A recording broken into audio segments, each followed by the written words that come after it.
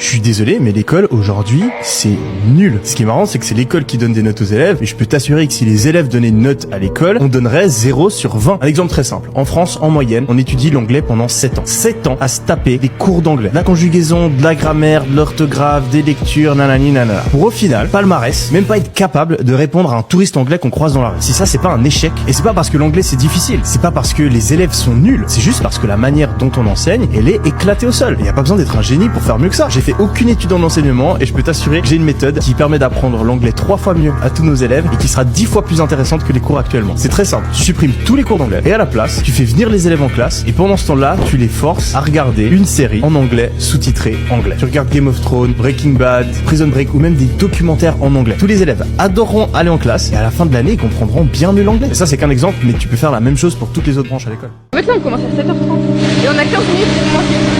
Et je me dis peut-être c'est un bug, mais j'avais pas l'impression que c'est un bug. On a un élève qui 3 fois par semaine termine à 19h, qui a 20 minutes pour manger le lundi, pour le mardi. Eh, regardez l'emploi du temps. 8h, 18h tous les jours. Les vendredis, on mange pas. Là, c'est l'emploi du temps d'un élève qui est en 5e, qui commence tous les jours à 7h et finit à 17h. Il a 11. Mais c'est plus dur que pour nous les salariés. Un salarié de base, il fait 8h, 17h, il rentre chez lui, il n'y a plus de devoirs. Et il est payé 8h, 18h tous les jours et ils rentrent chez eux, ils doivent faire leurs devoirs. En fait, c'est des robots, ils auront plus de vie. Et les activités extrascolaires sont pas arrêtées. Parce que le lendemain, il faut recommencer. Ne vous étonnez pas qu'il y a du décrochage scolaire, qu'il y en a qui vont sécher les cours et qu'il y en a qui ont plus envie.